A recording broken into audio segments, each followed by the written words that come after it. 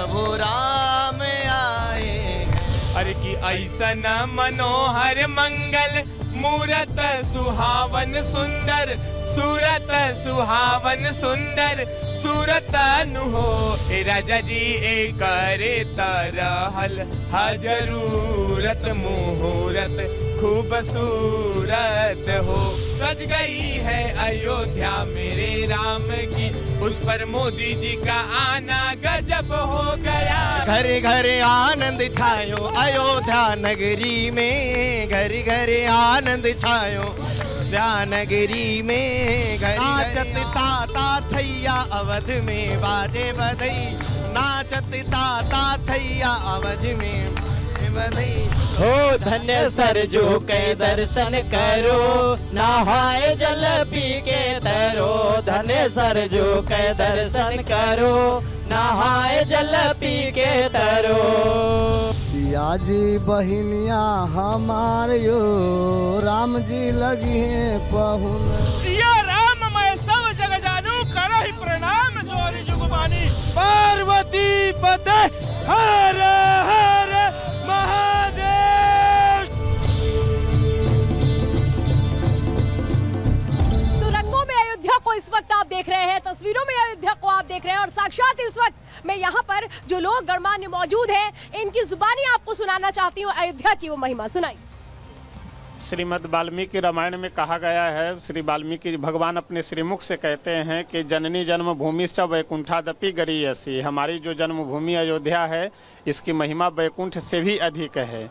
तो जो मैं अभी भजन एक दो लाइन सुनाने जा रहा हूँ, इसमें अयोध्या जी की ही महिमा और इसी बात को वर्णन किया गया है।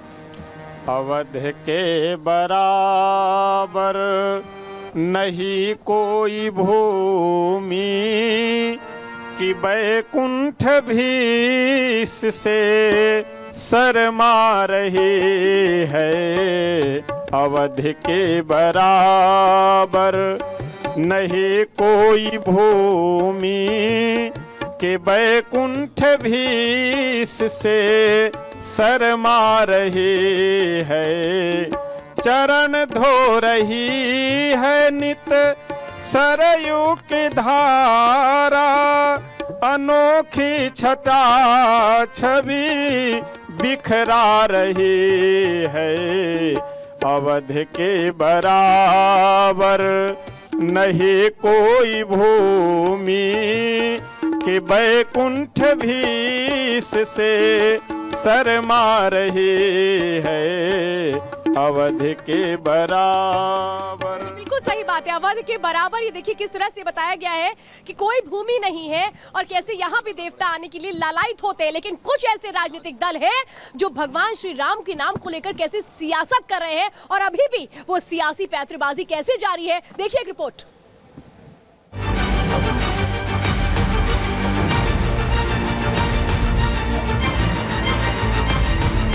राम मंदिर 22 तारीख का फंक्शन जो है राजनीतिक फंक्शन बन गया। ये हमेशा हिंदुत्व की पॉलिटिक्स को, आइडियोलॉजी को मानने वाले हैं। रम खुदैया हो गया। सरयू के घाटों का अप्रतिम सौंदर्य और मंत्रोच्चार,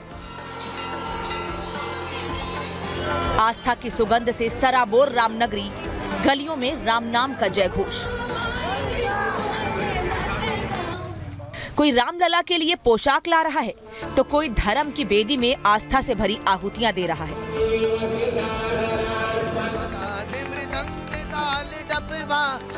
लेकिन राम रंग में रंगी इसी अयोध्या पर देश में सियासत की अखंड ज्वाला सुलग रही है।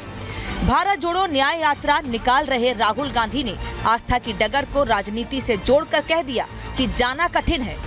साथ ही साथ समारोह को इलेक्शन फेवर देने के आरोप लगाकर सियासत को गरमा दिया।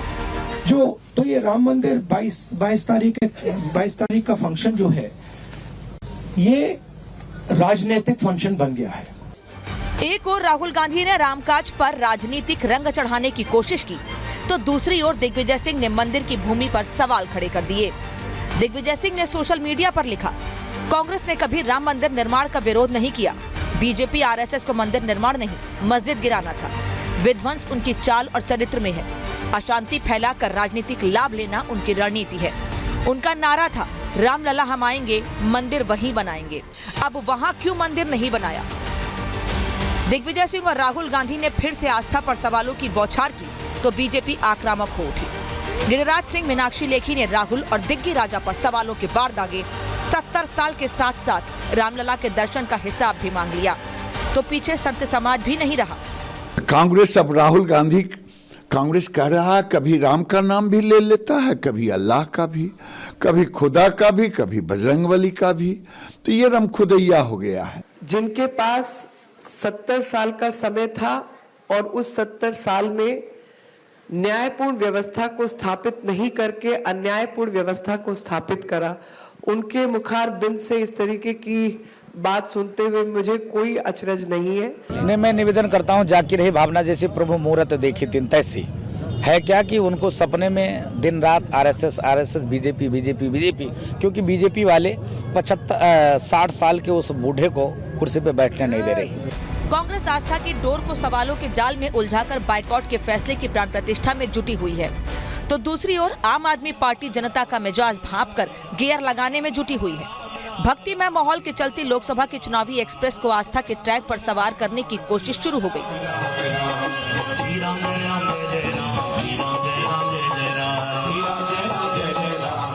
दिल्ली के मंदिरों में आपकी ओर से सुंदरकांड का आयोजन शुरू हो गया। सियासत के जानकार इसके पीछे मकसद सिर्फ बीजेपी के बराबर आस्था की नई लकीर खींचने को मान रहे हैं।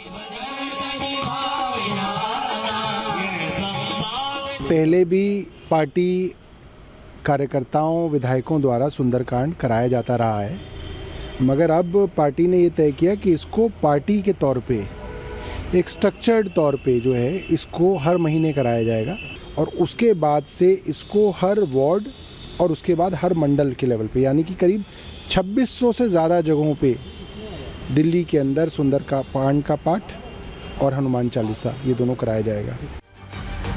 लेकिन रामलला प्राण प्रतिष्ठा और चुनाव से ऐन पहले आम आदमी पार्टी की बदली राजनीति न असदुद्दीन ओवैसी को पसंद आई और न ही बीजेपी को।